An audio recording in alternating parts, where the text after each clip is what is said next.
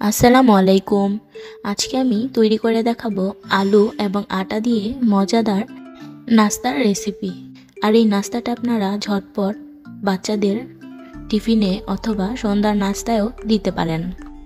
আশা করছি আমার আজকের এই নাস্তার রেসিপিটি আপনাদের কাছে ভালো লাগবে। আর রেসিপিটি ভালো লাগলে অবশ্যই একটি লাইক দিবেন এবং আমার চ্যানেলটিকে সাবস্ক্রাইব করে আমার পাশে থাকবেন। আর দেরি না করে চলুন নাস্তাটি তৈরি করা যাক। নাস্তাটি তৈরি করার জন্য এখানে আমি একটি বাটি নিয়ে নিচ্ছি 1 কাপ পরিমাণ আটা। আপনারা চাইলে ময়দাও ব্যবহার করতে পারেন। দিয়ে দিলাম স্বাদমতো লবণ আর দিয়ে দিচ্ছি কিছুটা কালো জিরা। এখন আমি সবগুলো উপকরণ ভালোভাবে মিশিয়ে নিব। এরপর দিয়ে দিচ্ছি নরমাল পানি। এই পানিটা দিয়ে আটাটা খামির করে নিব। আর এর ফাঁকে আরেকটা কথা বলে নেই, আমি তেল দিতে ভুলে গেছি। এখানে আমি 3 চা চামচ পরিমাণ সয়াবিন তেল দিয়ে দিলাম। এই তেলটা আপনারা পানিটা দেওয়ার আগে ব্যবহার করবেন। তেলটা দিয়ে এখন খুব ভালোভাবে মাখিয়ে একটা ডো তৈরি করে নিতে হবে। ডোটা খুব বেশি নরম আবার খুব বেশি শক্ত হবে না, এই টাইপের ডো তৈরি করে নিতে হবে। এখন আমি ডোটাকে একটু রেস্টে রেখে দিব 10 থেকে 15 মিনিটের জন্য। আর একটা প্লাস্টিক র্যাপার দিয়ে র্যাপ করে রাখলাম। এখন আমি এখানে 2টা সেদ্ধ করা আলু ম্যাশ করে তারপর এখানে নিয়ে নিয়েছি। আরও লাগছে এখানে পেঁয়াজ কুচি, আপনাদের স্বাদ অনুযায়ী নেবেন।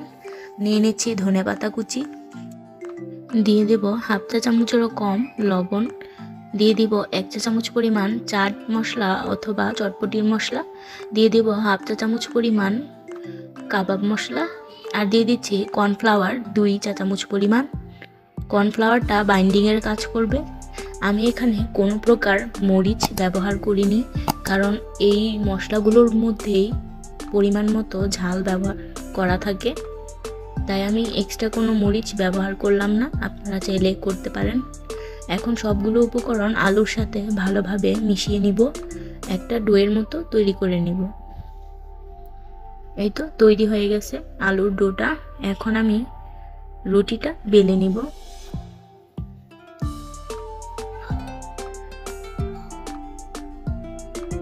রুটিটাকে খুব সুন্দর পাতলা করে বড় করে বেলে নিতে হবে। রুটিটা যত পাতলা করে বেলবেন ভাজার পর ততটাই ক্রিস্পি হবে, তাই চেষ্টা করবেন রুটিটাকে খুব পাতলা করে বেলার জন্য। এই তো আমি দেখিয়ে দিচ্ছি, ঠিক এতটা পাতলা করে রুটিটা বেলে নিতে হবে। এখন আমি একটা পিৎজা কাটার দিয়ে রুটিটা কেটে নিব। আপনারা চাইলে ছুরিও ব্যবহার করতে পারেন।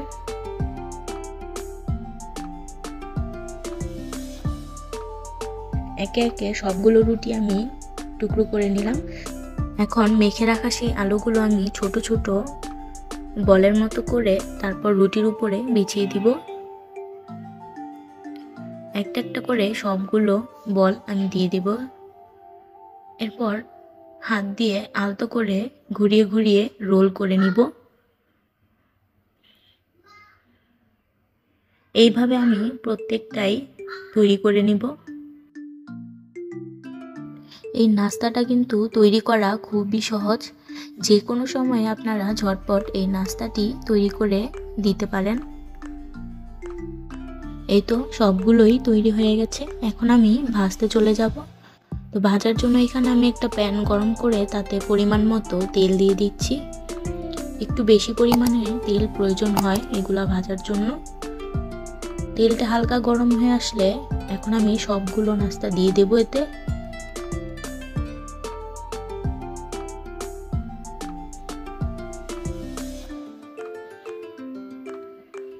এক পাশ হয়ে আসলে আলতো করে ঘুরিয়ে ঘুরিয়ে দিতে হবে। খুবই লো আঁচে সময় নিয়ে নাস্তাটা ভেজে নিতে হবে, তাহলে অনেকটাই মুচমুচে হবে।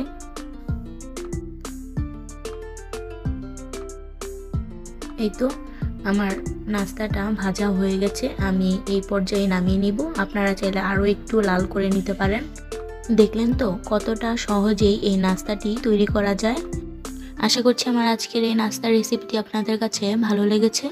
ভালো লাগলে একটি লাইক দিবেন। আজকের মতো এখানে বিদায় নিচ্ছি। আল্লাহ হাফেজ।